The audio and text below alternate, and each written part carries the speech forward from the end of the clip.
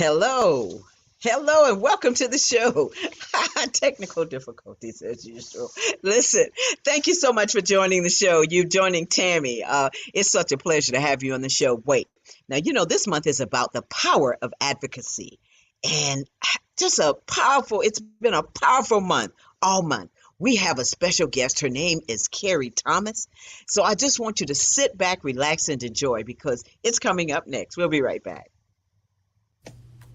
The Cary Insurance Agency has served the community for over 30 years with hundreds of trained representatives to assist you in selecting health plans. Cary Insurance Agency is the largest marketing insurance group in the state of South Carolina for Medicare Advantage and represents all major health carriers.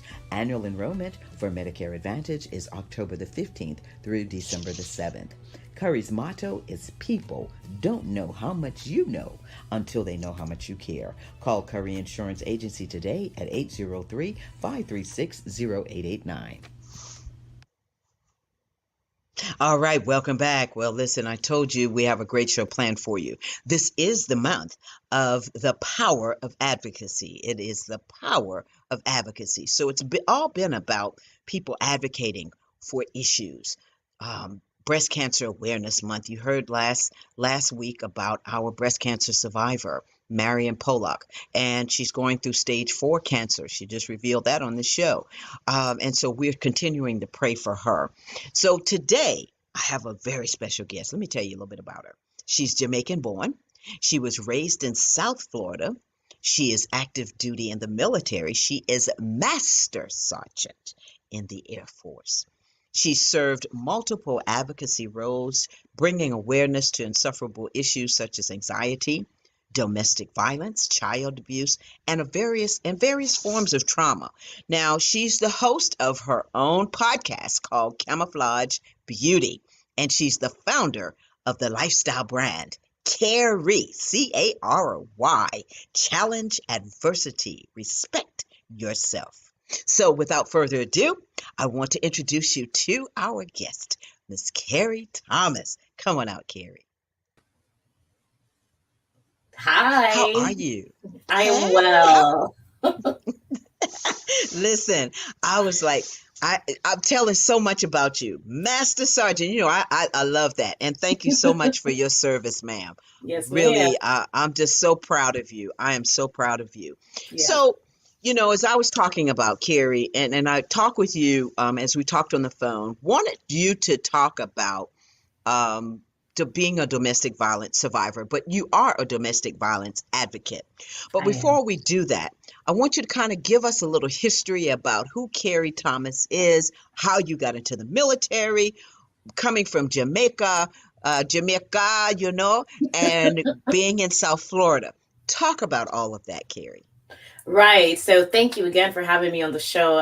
Thanks for the opportunity. Yes. So a little about me. Yes, I was born and raised in Jamaica. Actually, I lived there till I was about 13 years old, and then I moved with my family to South Florida. So that in itself was a different world, two different worlds. Being in South Florida and being in Jamaica. I grew up seeing many things, and unfortunately, one of the things that I grew up seeing was domestic violence, and so I have some experience with it from that aspect as well. And maybe it's shaped my definition and my outlook on what domestic violence really was. So fast forward, I joined the Air Force at 21 years old, and I was having a good time. I was young, 21, and decided to get married to someone who I knew from home. We got married, and lots of things added to youth and experience and other things added to led us down a dark path, which included domestic violence of my own. So, yeah. Yeah. And talking, and I said, this is the power of advocacy. All month we've been talking about all the issues, especially, bringing awareness to breast cancer, but also wanting to bring awareness to domestic violence. I want you to kind of, without going into any details about what actually happened, I want you to talk about your experience as being a domestic violence survivor. One of the questions that comes to mind, and a lot of people do ask this, is why did you stay? Or how did you get in that situation? And that's really not a fair question, but people don't realize when they ask you that what that really means. So Mhm. let's talk about your experience as a domestic violence survivor. So I was enduring domestic violence, but for a long time I wasn't aware that I was enduring domestic violence. I actually had a neighbor of mine who was experiencing a more physical, more traumatic experience than I thought I was experiencing, and so I was actually in the role of helping her through her Mm, process, and I did that for quite some time. Still not recognizing that I was too in a domestic violence situation. So yes, I've heard a lot of people ask that question. What do you experience? Why did you stay? Well, the thing is, it doesn't happen all at once, right? So you get mhm, married. There was some love there. There's there's apologies and forgiveness, and you want your relationship to work, and you try to continue to do that. And so we end up staying a lot longer than we probably should. And a lot of it comes with being honest with ourselves, to really mhm, say what it is that we're experiencing, to really put the definition, a label of domestic violence to it. So it took me a very long time to say that to myself because, again, I was in the helping role of helping other people going through mhm, this. And mhm, this isn't happening to me. So there was a lot of denial and mhm. justification from me about me that allowed me to remain in this unhealthy situation for far longer than I should. And Carrie, how long was that you stayed in your marriage? And how did you decide that it was time? What clicked for So you? I was married for about 5 years, and the breaking point for me was a statement that my then husband said. An altercation happened, and someone was there that saw the altercation, and they were not pleased with what they saw. And they said, "Hey, you shouldn't do that to your wife. You're not, you can't do these things to your wife." And his response was, "This is my wife, and I can do whatever I want." There was something about that statement in that moment that allowed me to believe I was viewed more than as property than as a person. And Mhm, that was the breaking point for me. I didn't plan for it to be the breaking point. I didn't know it would be the breaking point. But that's the breaking point I could remember. I remember rushing home alone, and we were in a foreign country at the time. So I rushed home, and I put the couch behind the door, and I called my family back in the States, and I said, I need help. And I think it was a trance. If I can look back at it now, from the time of hearing that comment to the phone call, it seemed like a trance. I just kind of mhm. went through the motions, but it was the right time. Right. And have hearing you say that, some women that we know that may be watching the show now and that may be going through an incident or incidents of domestic violence, they might be looking and saying, well, if she did it, then I can do that. It has to be almost like an aha moment. Mhm. And for you, the aha moment was he looked at you as, I can do whatever I want to do. So what Mhm. were those steps that you took to get out of your situation? And I know you're not with your husband anymore, your ex-husband, but what were some of those steps that you had to take to really push yourself to say, I'm getting out of this, besides calling your family and being in a foreign country? Yeah. So the first and most important step I think that I took, that I think it's necessary for the viewers to understand, is that you first have to admit it to yourself. That's the most important part, to say, I need help and I don't deserve this. Okay. And I'm not going to accept this. I think the moment that I had that conversation with me, everything else became seamless. And so I didn't know where to start. I was in a foreign country, and so it becomes a lot of trial and error. You do second guess yourself. Did I make the right decision? His version of the story is somewhat different than mine. And so you Hmm. worry about that. And I think one of the biggest things that I've understood going through it, surviving through it, and being here now as an advocate, it surrounds shame surrounds the topic. Hmm. And there is a certain sense of shame, as if I did something wrong or I was not good enough, that added to this, this event happening. So I think there are a lot of steps. And what I want to say for sure is that I don't think it looks the same for everybody, nor does That's it right. have to. And the important thing is to find a resource or resources, people or places that you trust, that you're comfortable with sharing your truth, that will really protect you. That's Hmm. really what's important, because what I Hmm. did can be a roadmap for you, but may not be a roadmap for you. Right, right. And being in the military, Carrie, Mm. I can only imagine, and I've heard stories Yes. of women who are in the military, like yourself, who have been abused, Yes. in domestic violence situations and have just stayed in those situations. Some have had officers where the other people in their units do not believe the woman, but believe the man, or vice versa. If it's a man, being abused by a woman, same thing. And so, what was that like for you? As you said, you were in a foreign country, you had to figure out what to do. But being in the military, what was that like? How did being in the military either help you or hinder you from getting out of your situation? So I think being in the military hindered me from getting out of the situation, but not to the fault of the military. And let me Mm-hmm. explain why. There is a stigma that you believe is associated with a woman being beaten. In the uniform as a woman, I sometimes feel as if I have to work twice as hard to keep up with the guys. I have to be strong at all times. I have to be faster, smarter at all times. And so it was very difficult for me to raise my hand and say, I was experiencing this thing that I considered made me look weak. And so that's how I felt in the moment in uniform. And I've talked to numerous other women who have gone through that. You don't want to bring your weakness into the room of people who represent strength and courage. And so Mm-hmm. it was a personal choice. But being on the other side of it now and being in the role of an advocate, I will say that from what I've experienced, not going to say the policies are perfect, Mm-hmm. but from what I've experienced in the military, if you should step forward and say, I need help, they are there to help you. That strength comes for you in a different way. And they wrap their arms around you. They try to help you the best way they can. But for me, I was afraid.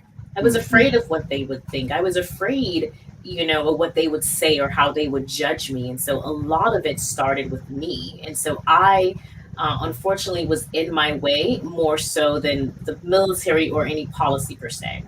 Right. And you talk about being in the way, and for women being in your position. I mean, you're a master sergeant. That's huge.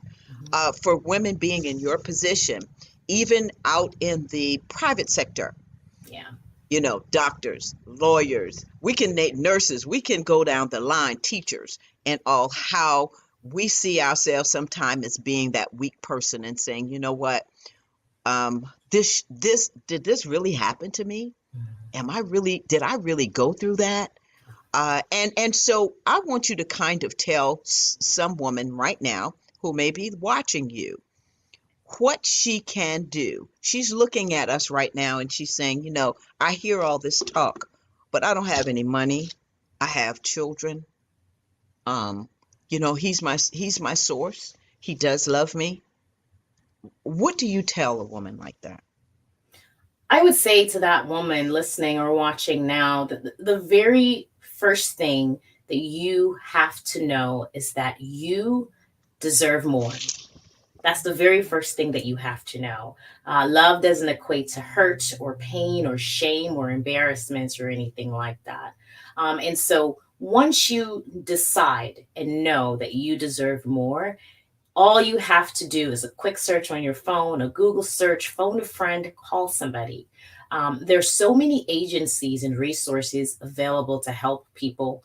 Um, I get it. You may not have the money. You may not know where to start. But the thing is, you do not have to figure it out alone. There are people who have been through it before. There are people who know other people. We can build a network around you. And there's so many people in the world that are willing to help. And I think once I finally came out and asked for help, that was one of the most surprising things that I learned. People from various backgrounds, economic standings, different people who can say, I've been there.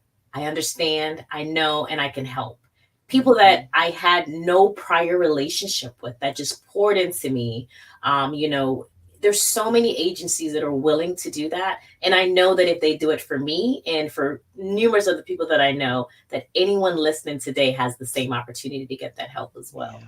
Yeah, Cary, thank you so much for that because I know that there may be some women who are watching and they may be thinking, I can't get out of this. I can't do this. But I'm glad you said what you said because family is important. And I want to ask you a question, and it may sound like a different type of question. I don't know if anybody's ever asked you that, but you said you called your family. How did this um, how did this situation impact your family? And you being miles, millions of miles away, I'm just saying millions, Yeah. but across the waters, how did it impact your family? So I think my family went into protection mode. What do you need, and how do we get it to you? And that was the most important thing at the time. And I think a part of me, I was worried about that. They wouldn't have the money, the resources, the time to stop and help me. They have their own lives going on. But my family literally stopped and figured out what it is that I needed in the moment. And once I said what I needed, everyone kind of got together, that network again, to say, okay, I'll figure out part A, someone else will work on B, and together we'll come together and come up with a solution. And I think whether you have a traditional family or not, or you're far away across the world, or, whatever it is, that family doesn't necessarily have to be blood. Because I also had folks in that country, a foreign country, that were able to say, how can I help you as well? And so that, again, that first important step is asking for that support. Yeah, and Yeah. I think that's the first thing. I think with anything that we've been talking about in advocacy, it's all about support. And if you can find that support, just like you said, it doesn't matter. I have an aunt who I call aunt that's not family, but Hmm. God put her in the place for me at the time that I needed her to be my aunt, which she still is my aunt, who I love dearly. So let's talk about anxiety. One of the things that people don't address, and I know you are a strong advocate about anxiety, is anxiety.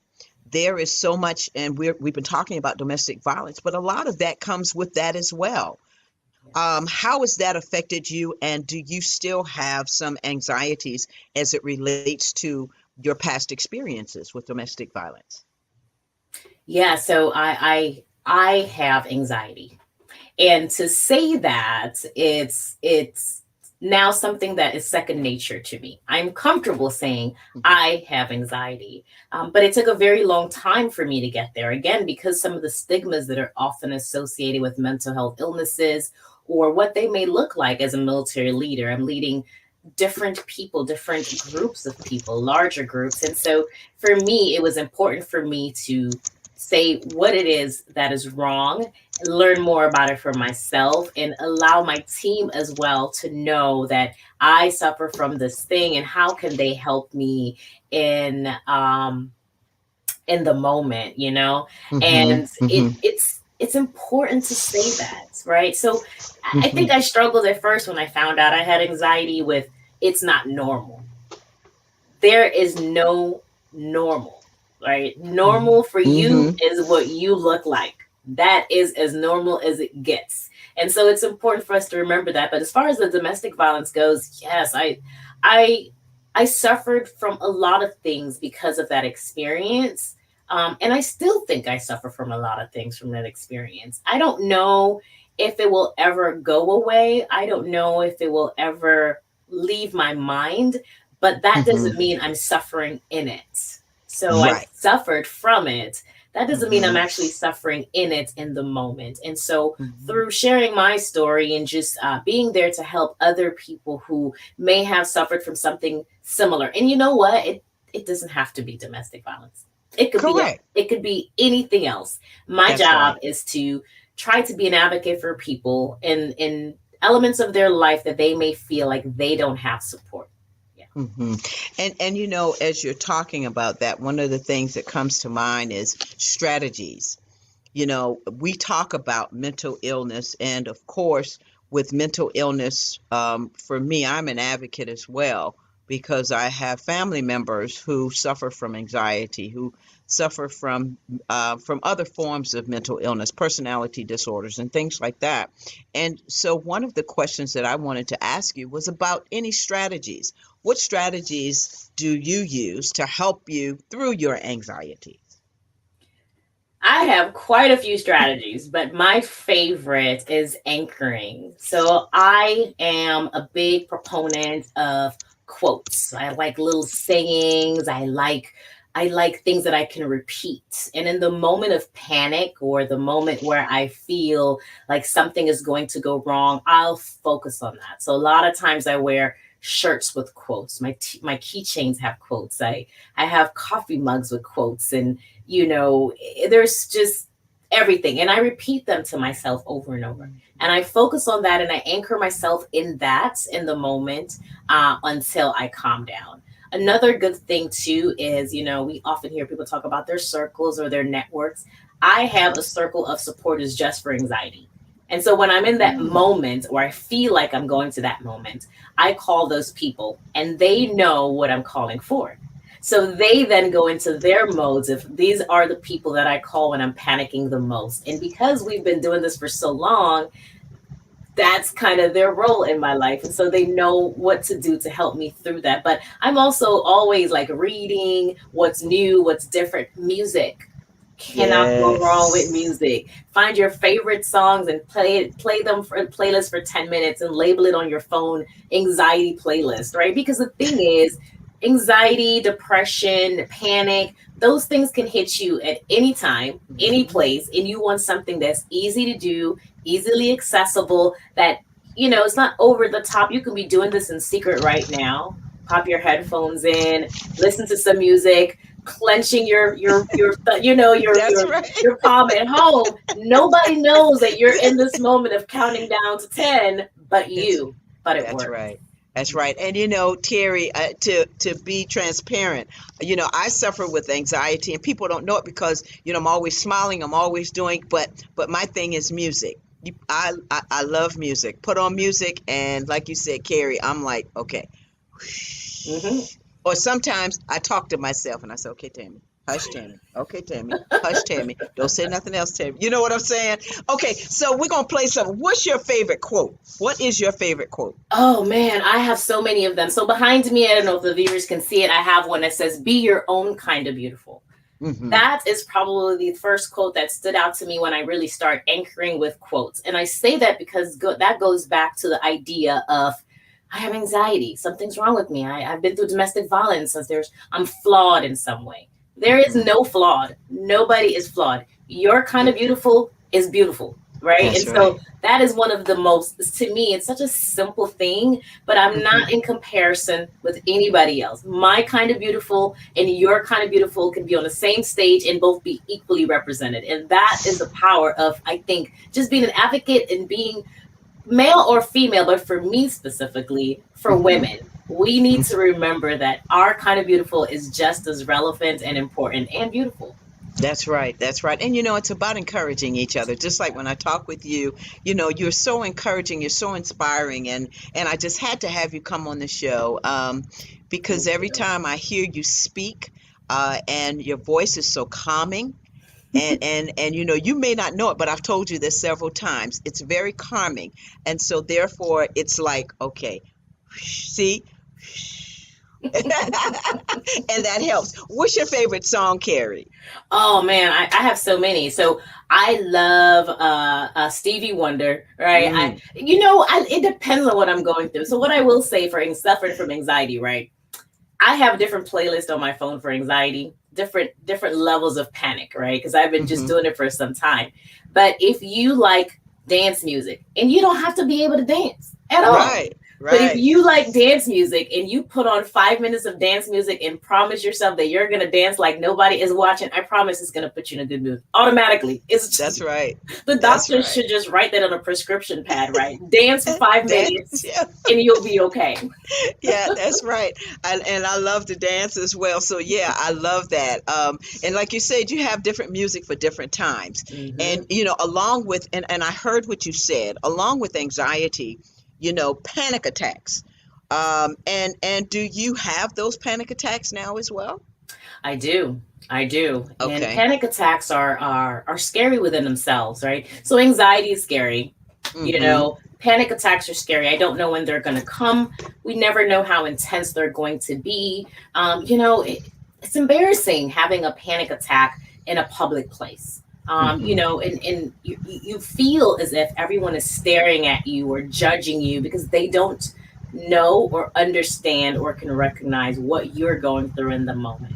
And That's so right. this is why I say it's so important to uh, start to learn more about yourself, right? And start to find those little tiny things that work for you, right? Those count to 10 in the moment, that sing your favorite tune in your head over and over, that anchoring on something that's positive and repeat to yourself to kind of Mm-hmm. calm your brain down in the moment to bring you back to a quote unquote level of normal, whatever that Mm-hmm. is for you. Would it? Yeah. Yeah. Yeah, whatever that is. And just talking with you, and I can see, just like I'm sitting here now and I'm doing this, okay, we're doing good. We're doing good. We're doing people don't realize behind the scenes it's a whole bunch of stuff going on. And Yes, it Cary, is. you know that.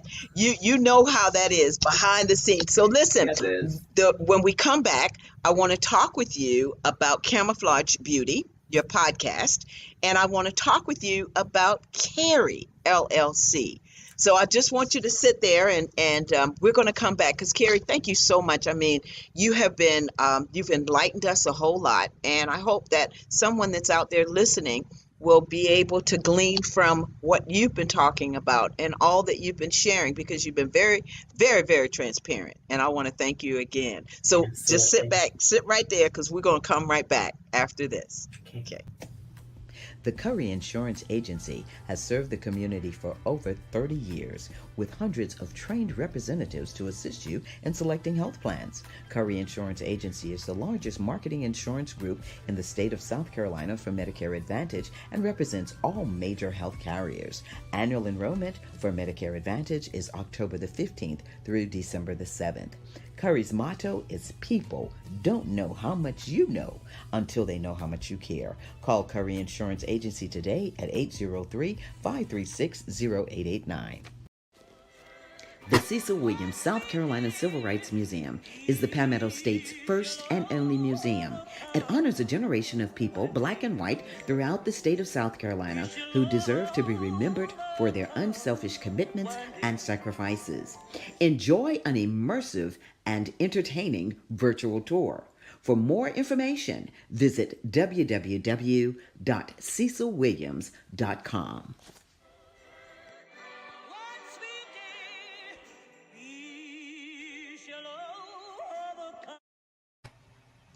Welcome back to the show. Well, listen, we've got Cary Thomas, active military master sergeant, domestic violence advocate. Well, she advocates for everything, anxiety, you name it, domestic violence, child abuse, and various other forms of trauma. Cary is the author. She's fabulous. That's all I can say. So welcome back to the show, Cary. Thank you. All right. So we talked about the first part about your domestic violence experience as being Yeah. a domestic violence survivor and an advocate. What I'd like to talk to you now is about your podcast, Camouflage Beauty. Tell me how you came up with that topic, that title, Yeah. and what that means for you, Cary. So, Camouflage Beauty is a podcast of shared experiences for military and veteran women. And so, the camouflage not only represents the military, the veteran aspect, but I think it represents what women in general tend to do. We wear many hats: mother, wife, advocate, you name it, leader. And we seamlessly go between one room to the other room, third room, seamlessly. It's the beauty and the strength of women. A lot of times, though, I do believe that we also camouflage our pain. It's interwoven into a lot of things that we do. And so, again, going back to something you'll probably hear me say all the time is there is no normal and be your own type of beautiful. The idea of camouflaged beauty is that whatever your camouflage is, the idea and makeup for you, your framework of equal beauty in pain, trauma, anxiety, domestic violence, sexual assault, whatever that may be, there is a beauty at the very end of that all. So, hmm It's almost like there's a light at the end of the tunnel, hmm as you're talking about that. And we all, as you said, we all wear all types of hats, Cary. I yes. mean, look at you. You're a master sergeant. You're a podcast Yes. host. You're also an author. You're also the founder of your own company. I mean, come on. That's just four to begin with. And so I know there are others. And so, having said that, what are some of the type of guests that you've had on this show? And tell me who was the most challenging guest that Oh you had on your show? man, the most challenging. They're probably listening now to see if I'm going to name them. So I love all my guests. I'm actually thinking, and I guess I'll announce it here on your show. I am actually going to turn Camouflage Beauty itself into a book of stories of all Wow. my guests because I have so many people that reach out to me. Thank you. That reach out to us behind the scenes and say, the idea of camouflage beauty is exactly what we're doing here, being an advocate through sharing our story. A lot of times people are struggling through different things. And again, we're afraid to tell that story. We feel like no one understands. We feel like, this is only my burden to bear. But the strength is in sharing your story, and that story shared can help and sometimes even save a life. So I don't know if I have a favorite guest, but I still stay connected with all of them. It's like I've made these lifelong friends. They've dropped me quotes. They've Mm-hmm. added to my quote list. I love them all for different reasons. Mm-hmm. And but if I could talk about one guest that stood out to me specifically, it's someone that I actually knew while she was on active duty. And in the since we're in October, she is a cancer survivor. She's still Mm-hmm. struggling now. We know that cancer can come back, and I watched her with cancer, dual military family, her and her husband both, still serving the nation, going through that, never missing a beat. And Mm. to watch her, it's the most inspiring thing. Here I am, like, oh man, I really don't want to run that mile today. And she's Mm-hmm. like, I'm going to do three. Wow. When you Wow. meet people like that, you're like, Yes. let me get up and walk this mile, or however I have to do it. So she has been one of my most inspiring guests for sure, and I'm also very lucky to call her my friend. So yeah. Wow. And when we do shows like this, as you know, Carrie, there's always someone who is a little more difficult, and I say challenging. And then you have those that tell the greatest stories, and you're just like, oh man, this was a great show. And Yeah. and and so that comes with doing it. Why, when you started the podcast, I haven't ever done a podcast, and don't know. Maybe I'll come on your show just so I can get the experience of doing a podcast. But what was it like for you to start this with everything that you've been going through and you've been sharing, been so transparent when it comes to anxiety, panic attacks, and all of those types of things? How easy or how hard or how challenging was it for you to start this podcast? So listen, if I'm nothing else, I have to be honest. It was not easy. Podcasting itself is easy. The overthinking and the anxiety portion was not easy. All Mm-hmm. the strategies that I just talked about, I had to live those, okay, to go through this. So starting the podcast was important to me to allow people to be able to share their stories, provide that safe space for people to come and share whatever story that is. However, it was a personal challenge to myself as well. Mm-hmm. I was not comfortable on video. I wasn't sure what my voice was going to sound like. I've never done anything like that before. But I said, why not me? This is important, so why not? So I started, and it's just been a great experience, and I've had so much support from people behind the scenes. And so if anyone's listening, if you've ever thought about it, just do it. Yeah, yeah. Just I tell people all the time, just do it. And Hmm. Cary, you're the perfect example because I remember when we first talked and you were talking about your podcast and you were doing a little bit of this and you're sending me clips and all, and I was like, man, she's great. You're great. You did it with ease and nobody would ever know. Yeah, Nobody will ever know. So congratulations again thank on your you. podcast and all that you're doing. So now we're going to switch and I want to talk about Cary and then we're Yeah, going to talk about the book. So yes, let's talk about Cary yeah, LLC. What yes. does it mean and what does it mean to you to have this type of organization? So, Carrie, challenge adversity and respect yourself. That was built out of my life experiences. I had to dig deep to realize what life meant to me and what I meant to me. And so it, it it didn't start out to be an LLC. I didn't know what it was, but I knew that these are things that I had to do. I had to challenge myself to grow through domestic violence. I had to challenge myself to start a podcast. I had to challenge myself to do whatever it is that I had to do as I'm going through a panic attack or having anxiety in the moment. And the respect yourself portion is at the forefront of it all. I had to respect myself to walk away from an unhealthy situation. And I have to Mhm. continue to respect myself, not to put myself back into that situation. And so it all kind of tied together and it just clicked for me. This is my name. This is who I am. And this is my mission. So, yeah. Wow, wow, wow.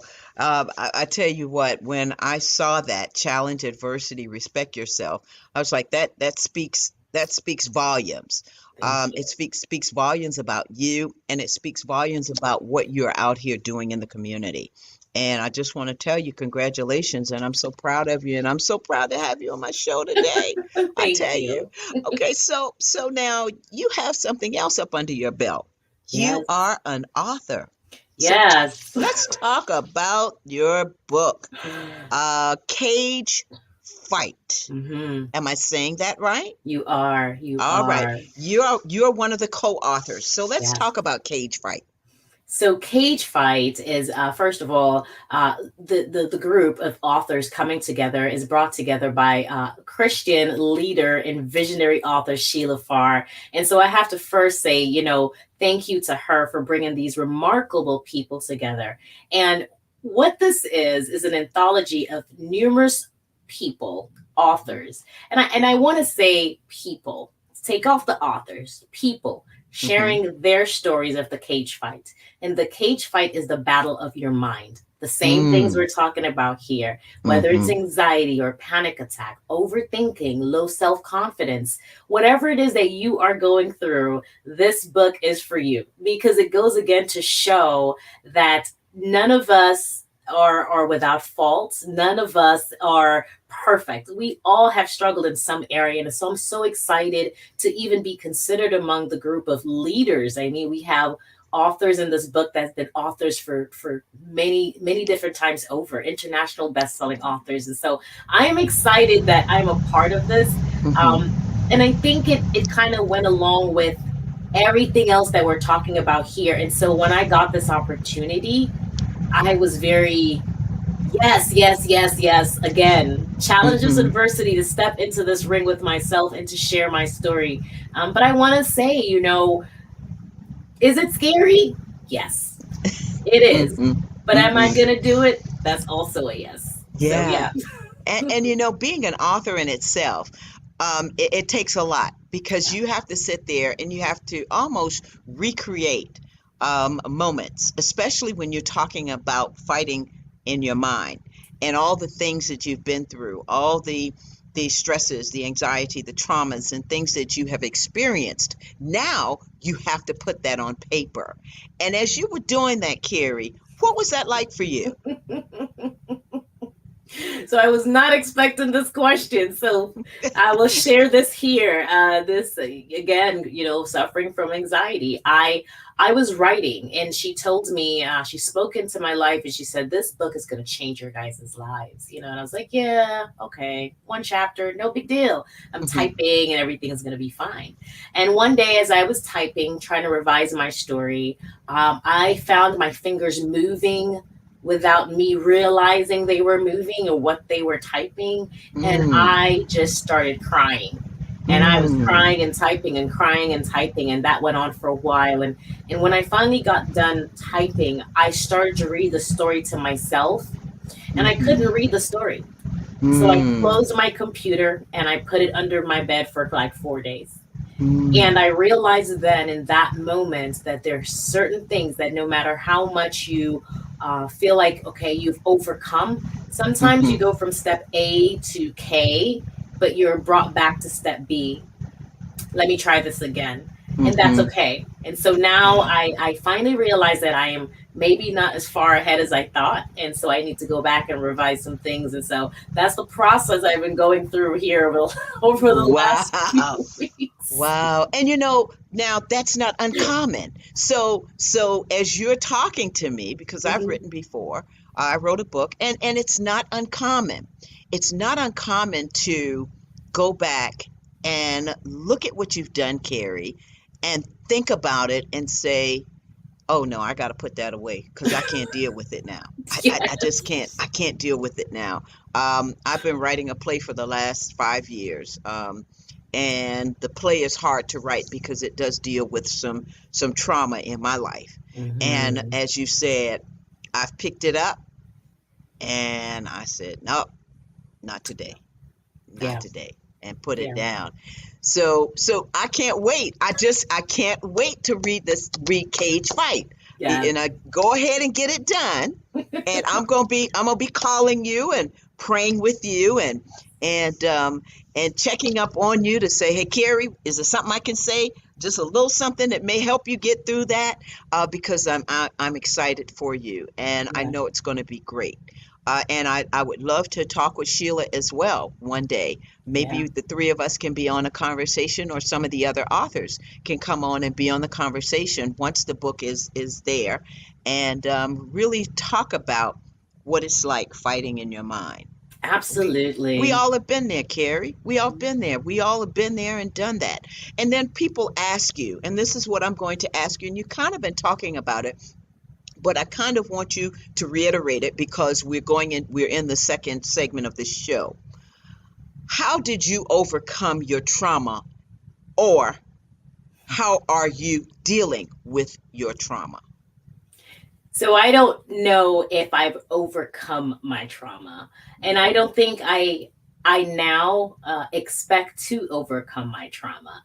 It has reshaped me, but not because I'm reshaped means I am any less. So it's a process, and it's a daily process. And some days are good days, and some days are not so good days.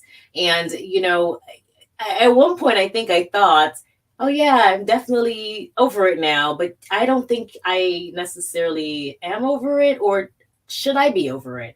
Those are experiences are a part of my life.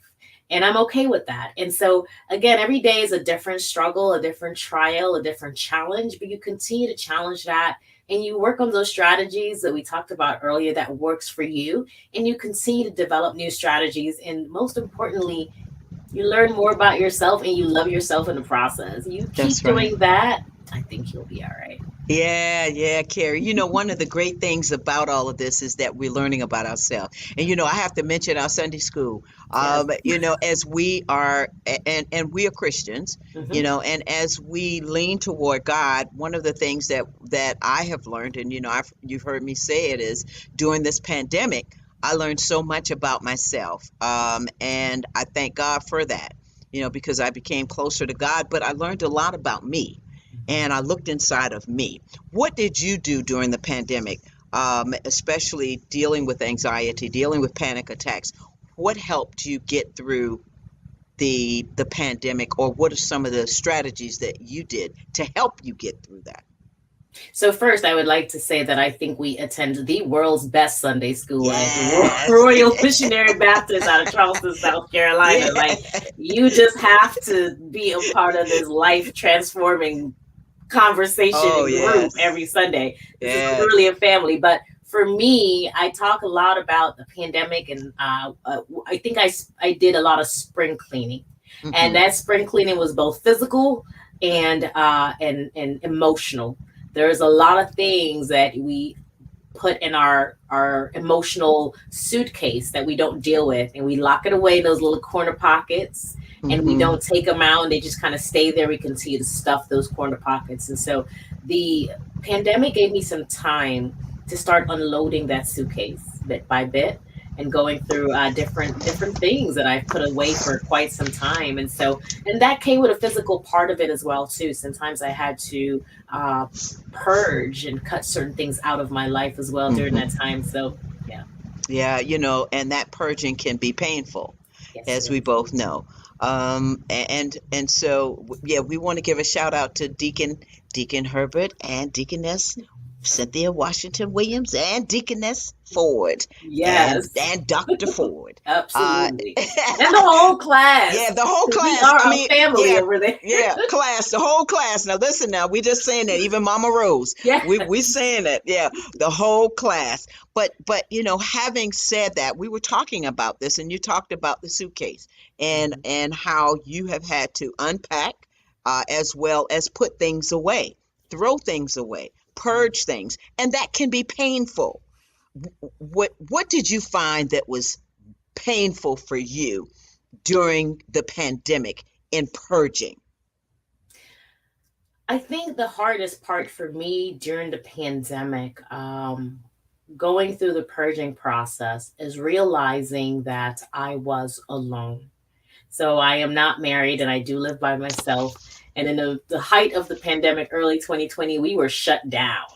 Nobody was visiting anybody. So I was starting the purging process, and I thought it would be easier. And I have been unmarried for quite some time, but it hadn't hit me, I think. Mm, It hadn't hit me until the pandemic. The hmm. pandemic awakened a lot of different emotions for a lot of different people, and that was an emotion it awakened with me.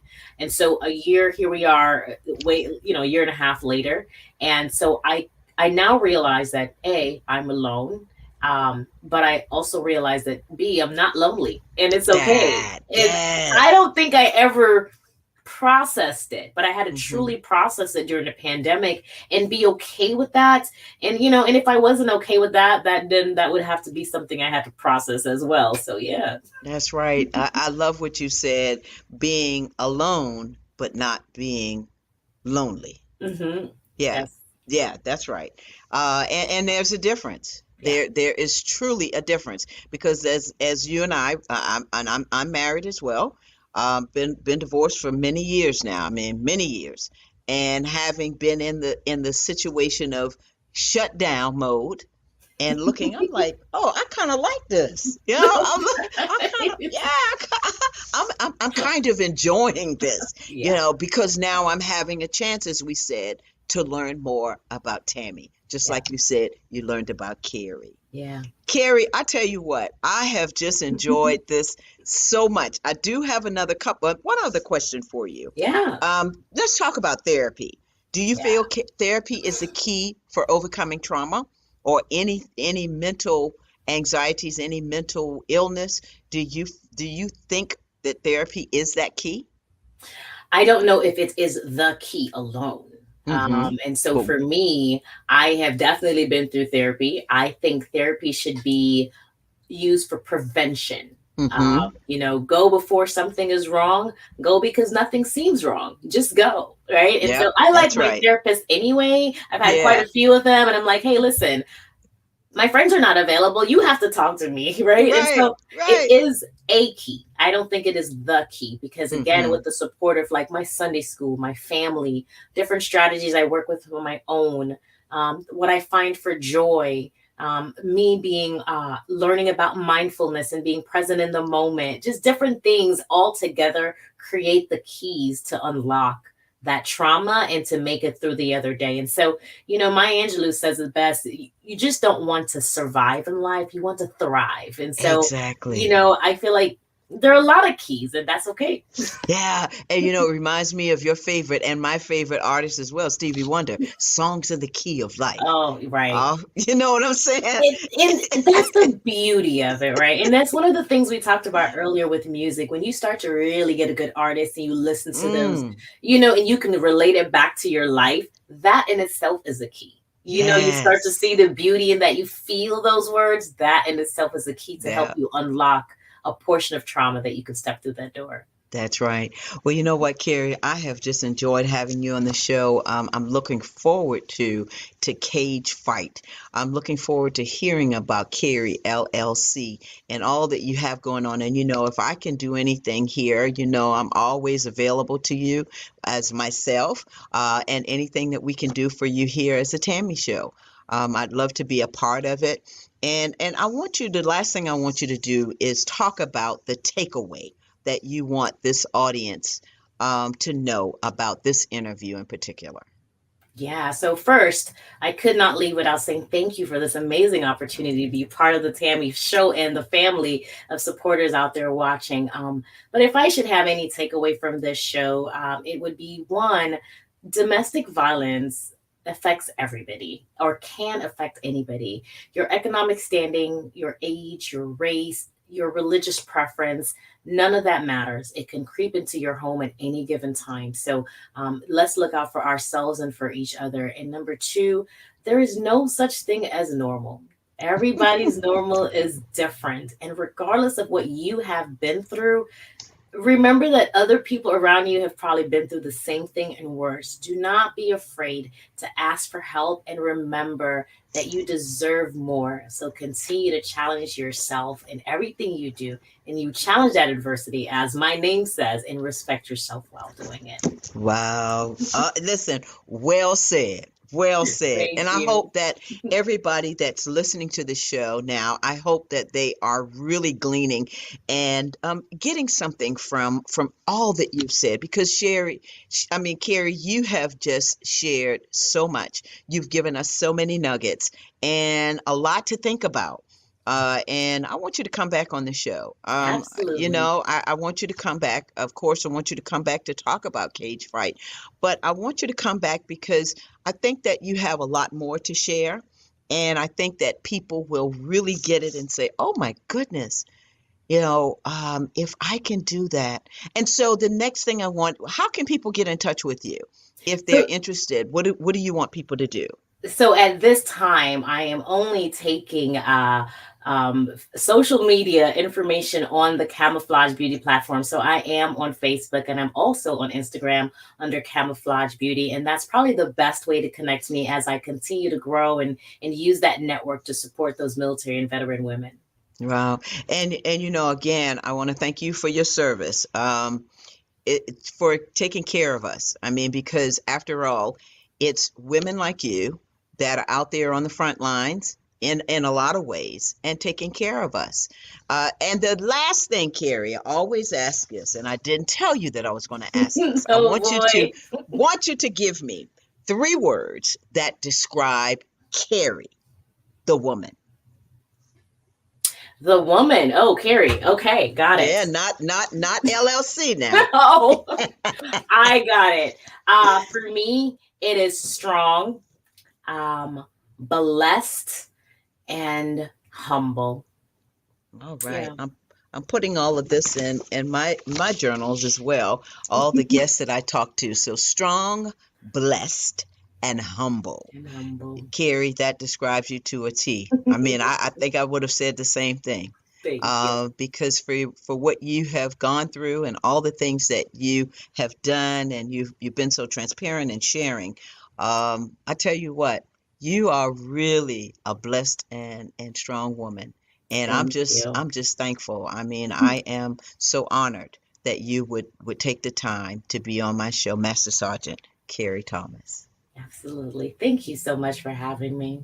Oh, thank you, Cary. Thank you. And listen, you have a wonderful evening. You're out there in another time zone, and so we're doing this, and I appreciate you again for taking the time out of your busy schedule to be on the show. Cary, much, many blessings to you. And like I said, if there's anything that I can do to support you, please don't hesitate to call me. I won't. Thanks, Miss Tammy. Yeah, you call me Tammy. Listen, that Miss Tammy, y'all kill me with that. But I know we're from the South, Hmm. and we always said, "Ma'am, yes, ma'am," Yes. and so I get it. But again, Cary, it's such a pleasure to have you on the show, and congratulations to you on everything that you're doing. Thank you so very much. I appreciate your support, continuous support. Yeah. All right. It was great. Thanks again, Cary. All right. I'll see you next time, Cary. You take care of yourself. Bye Bye bye. bye. Bye. All right, listen, we've had a great time. I tell you what, Master Sergeant Cary Thomas, if you didn't learn anything else from her, I hope you heard her when she said you need that support because it's very important for you to ask for help. And it's very important as you're going through, if you're going through domestic violence, to know that you're not the only one going through it. So make sure that you get that help. And it affects people in many different ways. If you didn't hear anything else from Cary, know that there is support out there for you. Cary's an advocate. I want you to contact her through her Camouflage Beauty. She is on Instagram. She's on Facebook. Let me tell you, powerful, powerful woman. And so can't wait to read the book, Cage Fight. Can't wait, Cary, to read that book. So again, I want to thank each and every one of you for being on the show. It's been a great time. This is the end of our segment for the power of advocacy. Next month, we are talking about the power of giving. The power of being thankful. Because in December, it's about the power of giving. But this next month, it's about the power of being thankful. And so we'll have some great guests coming on, and we're going to be talking with our guest. Again, I want to thank my assistant producer, Tiana, my associate producer, Alicia, and everybody that takes part in being a part of this show. Lonnie, for all of your graphics and everything. I mean, we can't do this without help, without support. And again, I want you to remember we still aren't out of COVID, but the one thing that you can do is you can get a vaccination. Your choice. I have mine. Get yours. The other thing is wash your hands, social distance. I mean, still wear your mask. All of the things that we need to do to keep ourselves safe. And remember, enjoy life because it's later than you think. So until the next time, folks, take care of yourself. Bye bye.